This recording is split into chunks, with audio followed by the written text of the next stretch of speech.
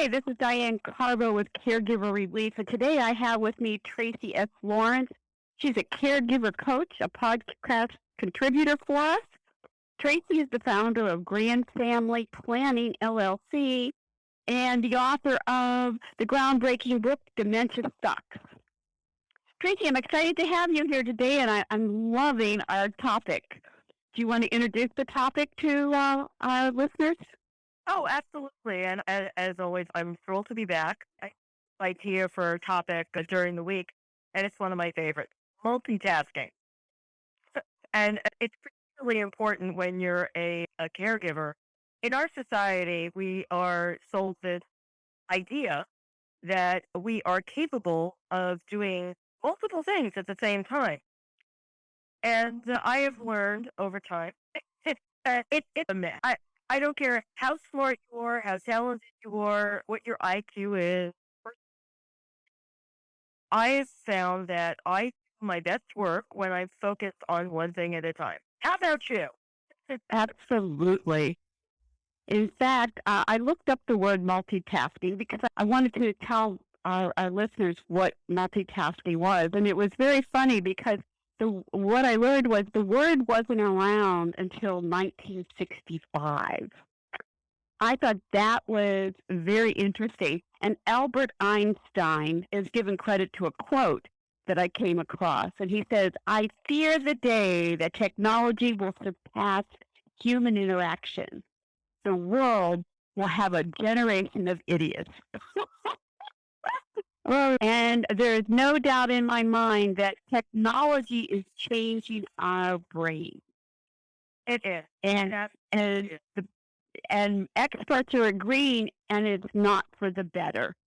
So when people are multitasking, let's talk about this because caregivers, this is my thought process on it. Caregivers are the unpaid, the biggest group of healthcare workers in the country. They don't know it, they don't get acknowledged for it, but that responsibility is been placed on them by society, by poor insurance coverage for things. So what I've learned is 90% of our home care is done by the unpaid family caregiver. Yes, I've seen very similar data. And I think you and I we look at different things, but there is overlap, but we both know in our hearts that that's. Yes. Yeah, we meet these people. They share with us, and they feel more comfortable sharing with us because we understand them. Exactly. Yeah, one of the things that I try is let people know it's okay to say I can't do this or no. No is actually a complete sentence, and it's one that I can't say. Yeah. Incredible obligation not to let anybody down.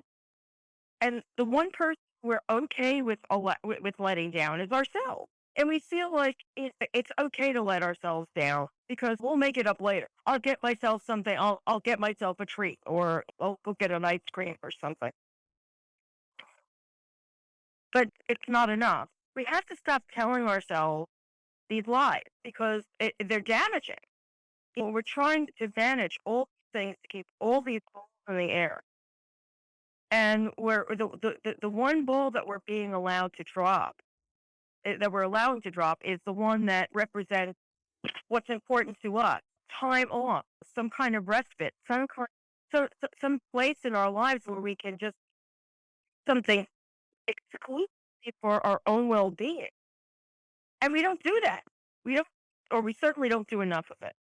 You're absolutely correct. And one of the things that is being studied right now by psychologists is the limits of the human ability to process more than one set of stimuli at a time, which I find fascinating because the unpaid family caregiver is balancing a lot of them, the sandwich generation, kids, work, their own household, their own the family member, the aging family member. And multitasking is something that people think that they need to be able to do to stay competitive, at least in the workforce, and to connect as they connect with friends and family. And it's really frightening out there because now we're developing a new form of anxiety. And I didn't know what this was, but I looked it up. FOMO, which is fear of missing out. Yes. Fear of missing out. Okay. Yes. So multitasking is trying to stay on top of things.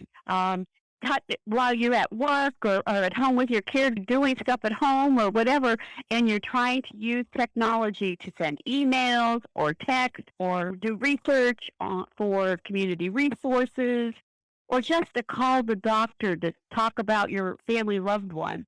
And while you're waiting on hold with music for forever in your ear, you forget what you're doing because you're on the computer doing something else. And I have been guilty of that.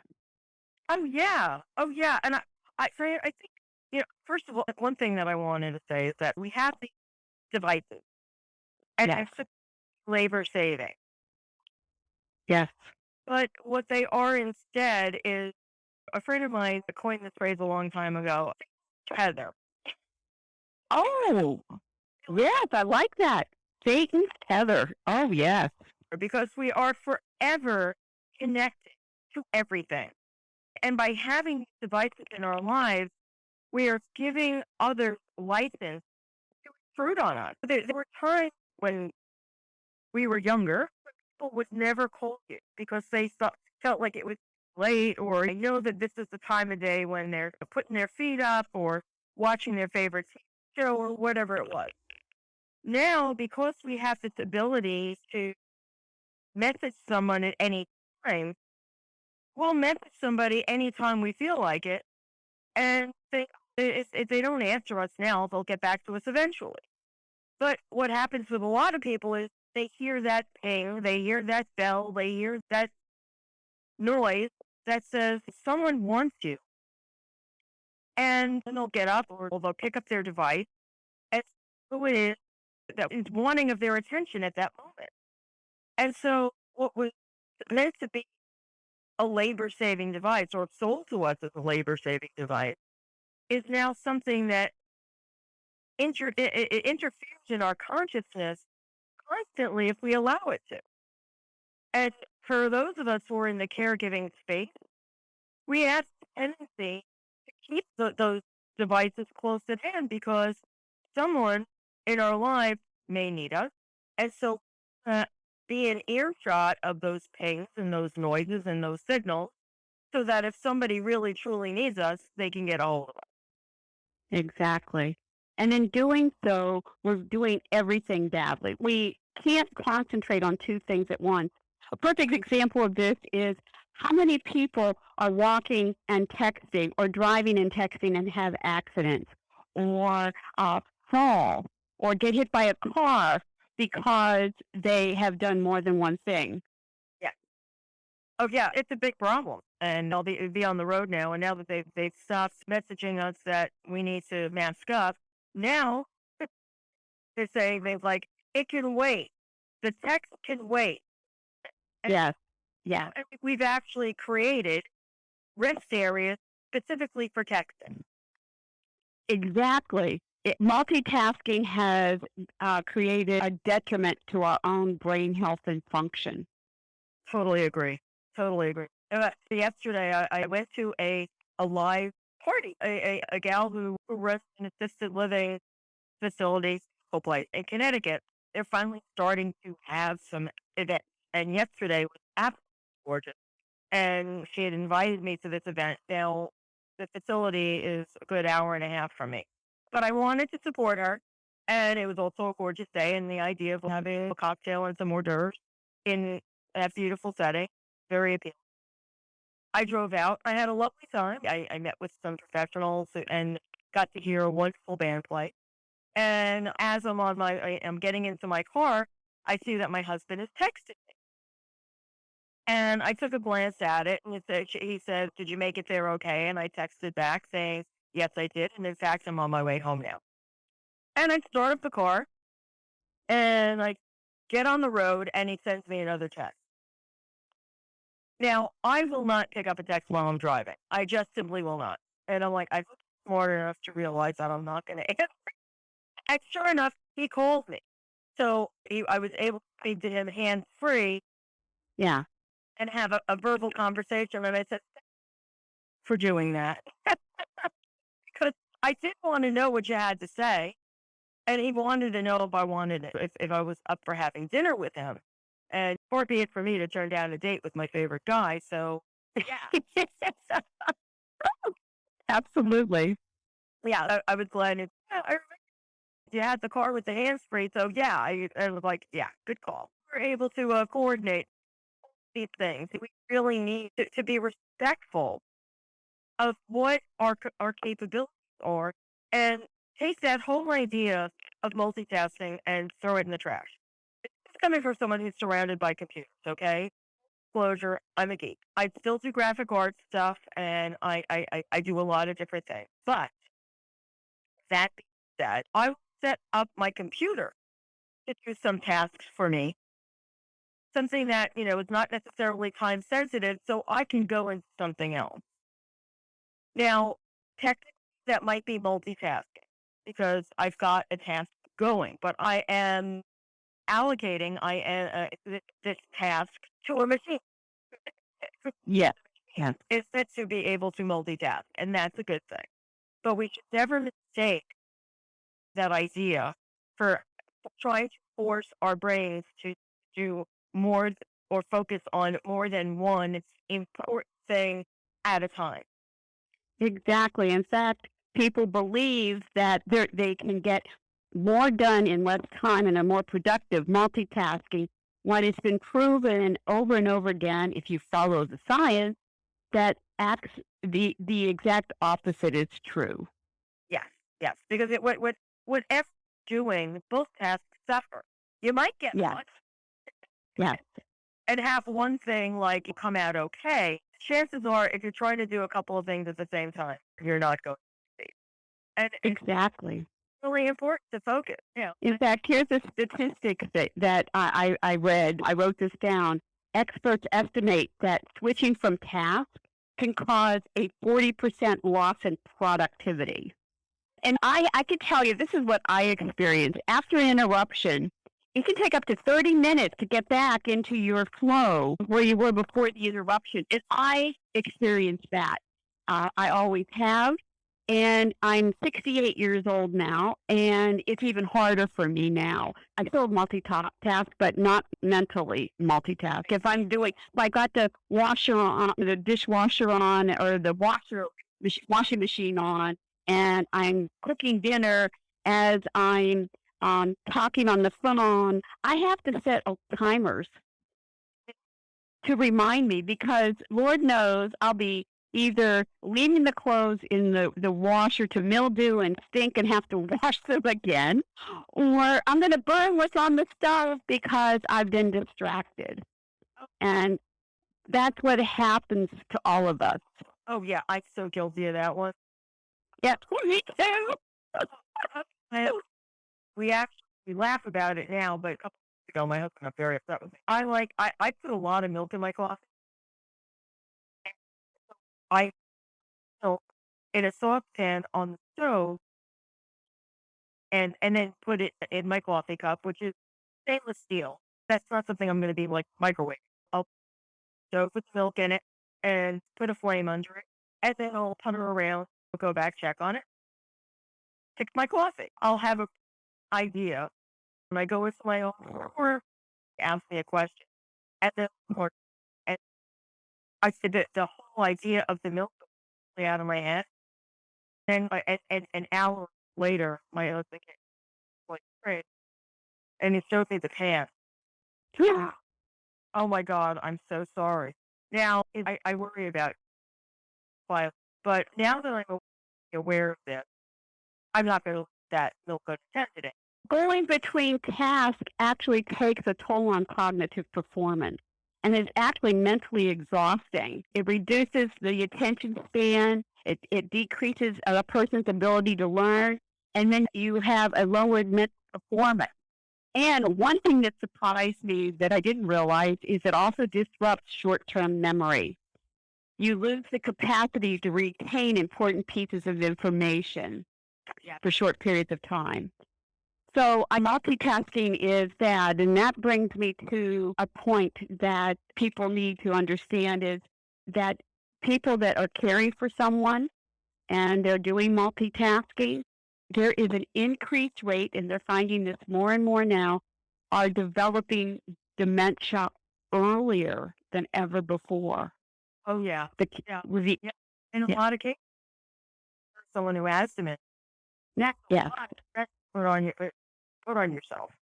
And yes, I also I helped out though with regard attention that has made us all extremely and I think that you know, that the gratification of being able to find quick has not served up as a culture.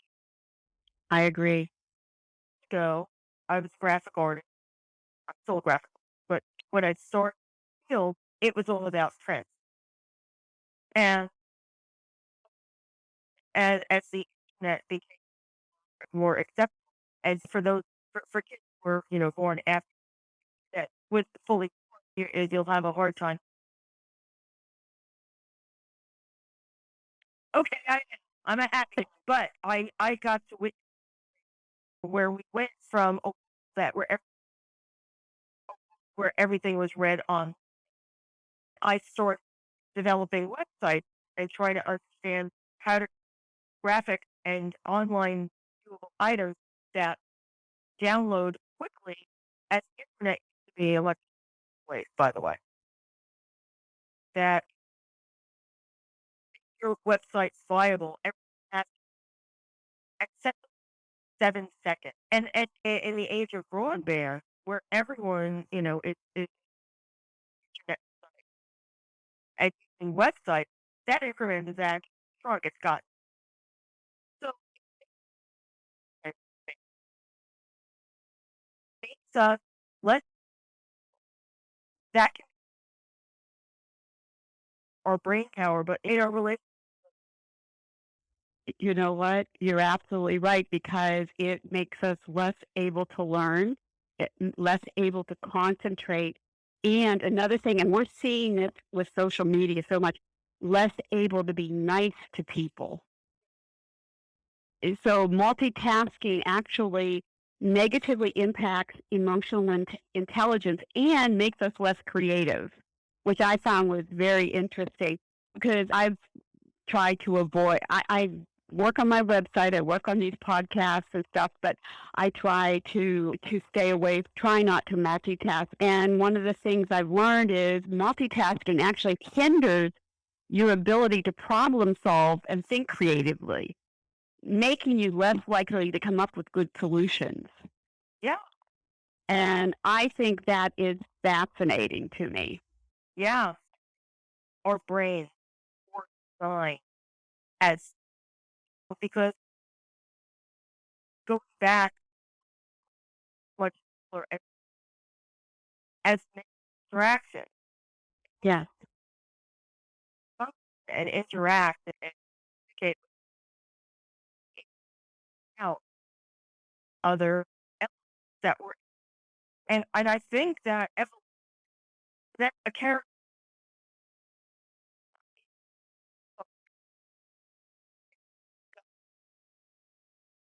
and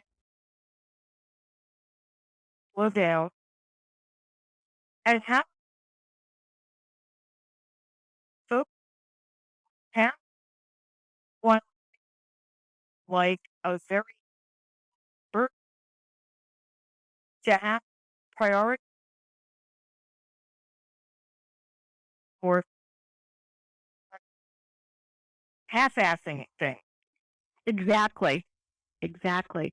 One of the things that I found in my reading last night was people that do a lot of multitasking. Again, it's going to be the family caregiver, the female caregiver, the unpaid family caregiver, they've done MRIs and CT scans, and they found less brain density in the area of the brain responsible for empathy and emotional control. Wow. And I thought that was very fascinating because it makes them have more difficulty organizing their thoughts and filtering out the irre- irrelevant information, and it makes them slower at switching gears. That makes so much sense. And it's things that we could with the things that can be with technology and pay attention. A lot of the device and that like can work against us if right now. I think to talk a little bit about have before about calendar and remind Hmm. and for somebody ask what's your schedule? Okay, let me look at my calendar because if I don't, I can't. My every day of my life, and I have going on every day. But because I have to count trying on my various devices, on my on my phone, it's able to prioritize stuff and be on top of the things that I want so that I don't let down. But it'll tasking because it might be something on my calendar I'm not. So, Exactly. I wrote a report 10 years ago. It's caregivers' attitude and approaches are critical to delaying cognitive decline, and how your caring can make a difference. One of the things that I've learned about multitasking and some research studies that are done, that practicing mindfulness-based stress reduction techniques while providing care for your family member can benefit you both mentally and cognitively. So it's being in the here and now. And I thought that was a very fascinating study that was done, because family caregivers must feel like they're drawn and quartered every single day. Uh, the multitasking is causing serious anxiety, stress, depression, and they need to learn to, number one, take a step back out from life, get off the crazy world that we're in of being competitive or being on top or in touch with everybody every second of every day. yes, And try to practice mindfulness-based stress reduction. It's important to avoid burnout and major medical conditions that your body's going to have, because your body is meant to protect you from the threats that come your way. And in the beginning, you start to feel like there's tigers or bears chasing you after a while with the lifestyle that we're having. And we're not free from that stress ever. So a tiny part of our brain, the hypothalamus, starts a chemical and nerve response in motion. It's sent to your adrenal glands, and which are located right above the kidneys, and it releases cortisol and adrenaline, and that causes an increase in your heart rate and your blood pressure and your energy. Cortisol is known as the stress hormone, and it increases blood sugars in your body. It puts us in a fight or flight mode.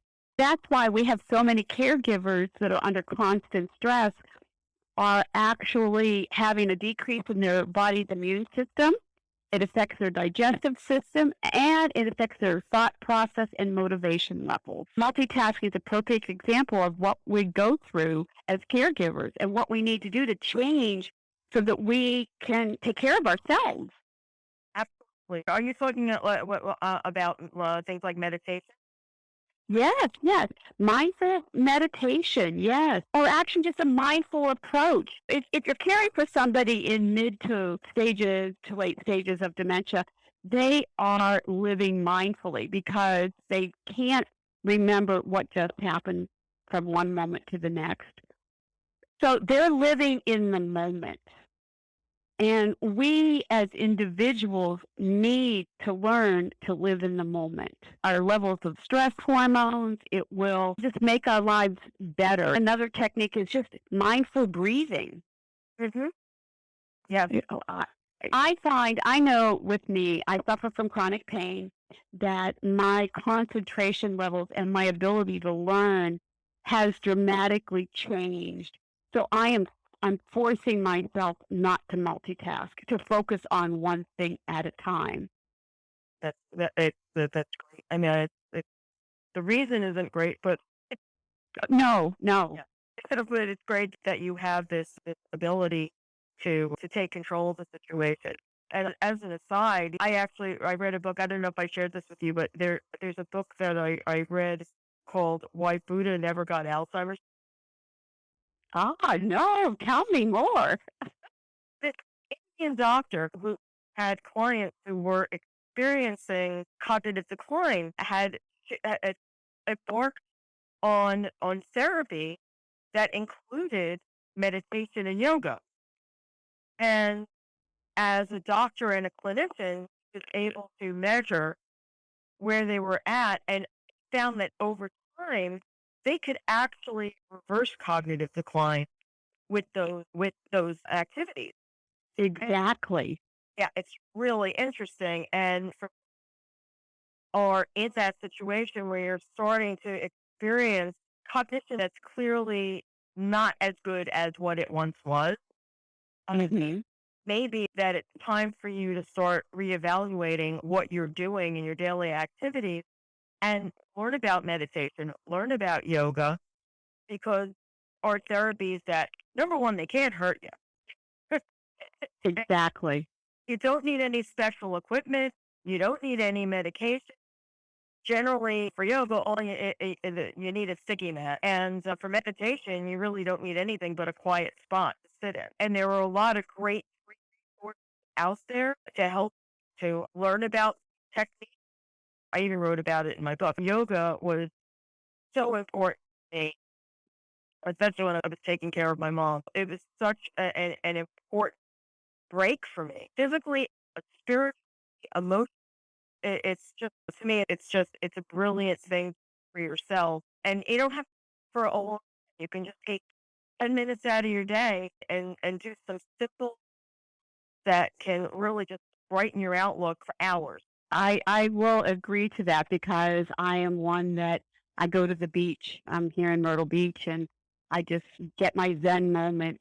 Whether I'm walking on the beach, getting in touch with nature and just thinking positive thoughts. I will tell you another thing that I learned that I find that will support everything we've been saying is multitasking is contributing to premature aging, to premature brain aging at a cellular level. I think that one of the things about multitasking, especially with our computers right now, is we are seeing for the first time ever a decrease in our lifespan.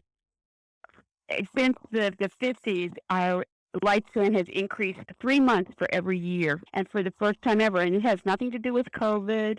This was starting to happen before that. It has to do with our lifestyles and not using our brains the way they were. And we're also seeing a big increase in early onset. Yeah, that's a tragedy that we can avert. But Yes, we have to become more mindful of the way we live our life. We need to give ourselves downtime. We also need to exercise, and we can be creative about how we do those things. The combination, and here's where you can test. You can walk down the beach and appreciate nature at the same time. That's the kind of multitasking we should be doing more of. exactly. And they say that you need to find a task and concentrate on it and remove any temptations for distractions and set a timer for 25 minutes so that you have 100% of your attention. At that time, don't check your emails, answer your phone, surf the net, or allow yourself to be distracted in any way, shape, or form. Turn the cell phone off. You can do it for 25 minutes. They're saying that just those 25 minutes, you'll get so much work done with these short bursts. but you have to make it. And that's what I find for me is I get in, if I'm not on the beach walking, I try to get in a pool every day for my pain, but for my mental status. I always say, I'm going to go step off the world for a while. That's what I do. I actually step off the world and I walk away from everything. I turn everything off, the TV, the radio, whatever. And I do it. I'm actually doing it for an hour every day because at my age, I need a lot more time to distress. But you have to start to rewire your brain to block out distractions and increase your focus for extended periods of time. That's what I work on. And I didn't know it at the time. What I've been doing is just because, but I needed to do this for me, to make me feel better because it really bothers me that I have a hard time concentrating and focusing on things. And I have to reread things several times. Some of it has to do with brain fog due to pain, but it's the other distractions were just too much. I'm so glad that you're taking good care of yourself, Diane. You certainly deserve it. And you know what? We all deserve it. Mindfulness meditation. It's just a simple form of meditation. It just trains your brain to increase your awareness of the moment. And when you're doing that, you're reducing your stress and you're improving your ability to focus and concentrate. And that's awesome. And on that note, I'm going to say that I'm so excited we talked about this, and I hope that our caregivers out there are going to pay attention to this and understand that we're out there to help them. And caregivers, I'm going to tell you right now, you are the most important part of the caregiving equation. Without you, it all falls apart. Be gentle with yourself. Practice yoga or meditation every day because you're worth it. Tracey, thank you so much again, and I am so excited that we have this opportunity to speak and help our other caregivers out there.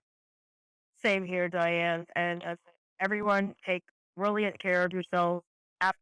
Deserve it. And I can't wait till next week to see what we're going to talk about.